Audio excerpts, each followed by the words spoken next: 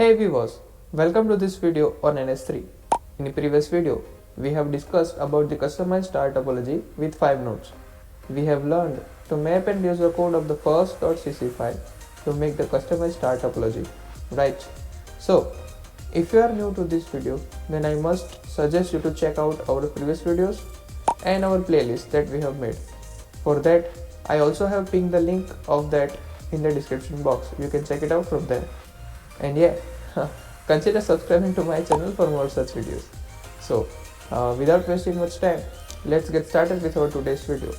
In today's video, we'll be looking at the very basic difference of TCP and UDP protocol. And in addition to that, we'll also see that how we can make the very basic point-to-point topology which uses the TCP protocol in NS3. So let's get started.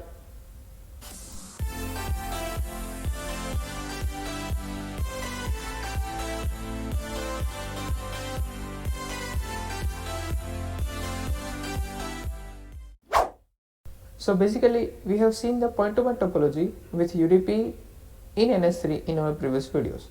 We have experimented a lot with it. Like if you can make a list, then we have learned the meaning of each lines. We have learned to simulate it in NetAnim. We have observed the packet capture files. We have learned to reuse the code and make customized topologies like ring, mesh and star.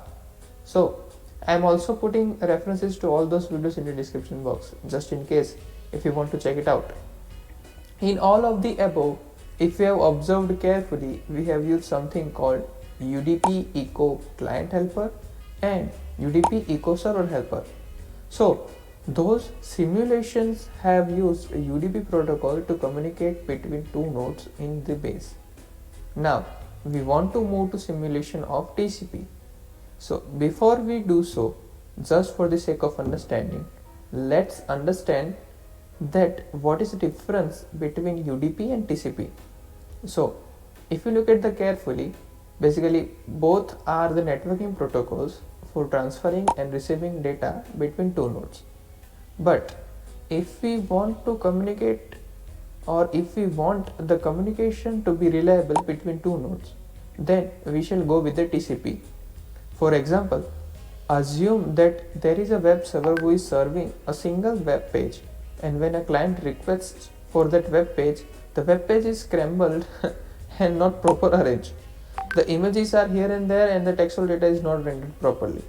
You can consider another example of downloading a file or a movie, and suppose what happens if some of the parts of the movies or that data or that application has lost while transmission, then what could happen? So here the TCP comes into the picture, or you can say the TCP comes to the rescue. TCP stands for the Transmission Control Protocol, which ensures the reliable and in-order delivery of the packets between two nodes, while UDP doesn't provide the reliability, and hence they are called connection-oriented and connection-less protocols respectively. Basically this is all, or you can say this is it. However, there is more complex things such as three-way handshakes and acknowledgements and much more happening in the background. But for now, let's keep our discussion as simple as possible since we are making it for the beginners. However, we'll touch over that in upcoming videos, and with that, now let's move forward to the coding, or you can say simulation of TCP protocol in NS3. As usual, we'll start by making a group of nodes. Since it's a point-to-point topology, we'll create just one node group and we'll name or you can say we'll give the alias as nodes 01, and the include files are not changed. You can observe, you can look out for that over here. Include files are basically same.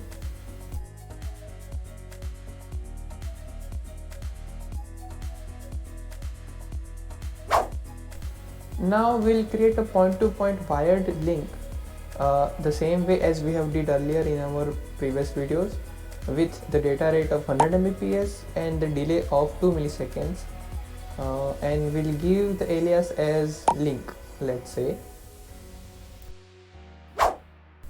Now we'll make the devices using the link that we have just created, We'll first of all give the alias as devices01 and we'll use the install method on the link object of the point-to-point link helper to install the devices on node groups that we have aliased as nodes01.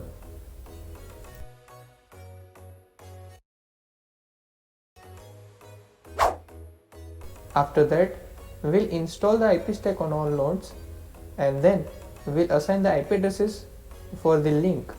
Let's say we'll keep the network as 54.0.0.0/8 for devices 01. Remember that /8 means the subnet mask is 255.0.0.0. Here we'll use the assign method on the IPv4 address helper while passing the devices 01 as parameter, which eventually will return us the interfaces, and we'll store it in the interface container, and let's give those interface as an alias interfaces 01. Till here the steps are almost same, so I may have taken it very less time to explain because we have completed the understanding of all those. So let's move forward to the next part. Now we need to make a server application that actually listens for the TCP packets sent by the sender applications. Previously, when we were simulating the UDP protocol, or you can say we were using the UDP, we have used something called UDP echo server helper.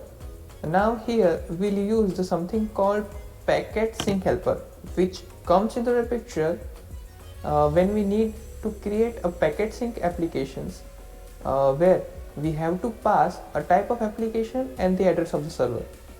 So we'll create an address and the port number pair using the address class, and we'll give the alias name as the sync address. Then we'll create a packet sync helper and pass the address with application to be created as TCP socket factory. Now I know this may have you find this very hectic. Now for the client application we need to use something called on-off helper. Previously we were using UDP echo client helper. Here we'll use something called on-off helper, which is used to generate a traffic as a TCP sender application in NS3. Okay, we'll use that over here to send packets to the TCP sync application that we have created above. There are basically two states over here, the on state and the off state. In the on state, the application sends the data and it will stop during the off state. So it is simple. Additionally, we have to set the data rate and the packets as attributes. Remember, this is actually very much same as we have also did it for the UDP echo client application, if you remember. So now we'll install on the client nodes, we'll install this on-off helper application on the client node using the install method of the on-off helper.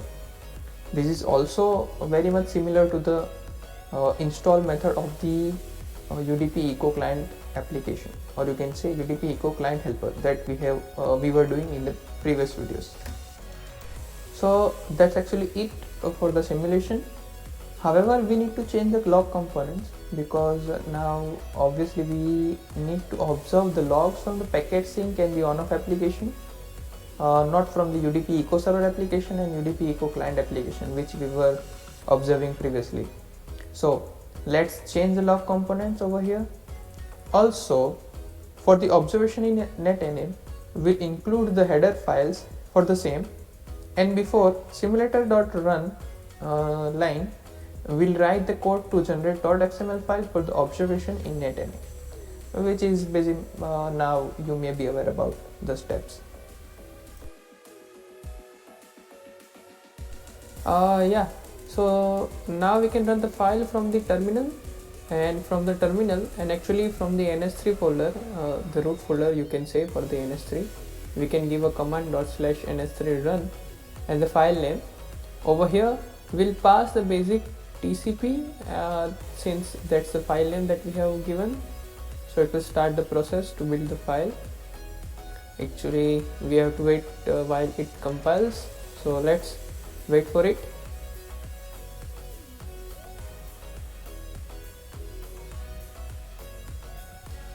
Okay, so it has given some errors. Actually, there is a minor mistakes in the seconds I can see from over here. Then in the nodes we have misspelled the name, and on the 56 number of line we have passed the wrong parameter. It says no matching function for a call. Okay, so actually I have got the ideas of the errors. The first of all, we have to adjust over here on the 56 number of line. We need to pass inet address helper.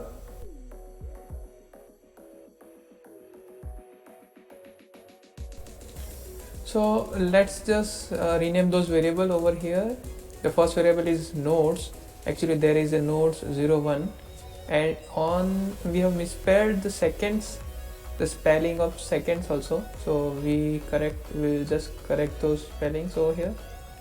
And then this port, it will goes inside actually inet socket address helper, or you can say inet socket address, because that's the parameter of that, not of the parameter of the address class.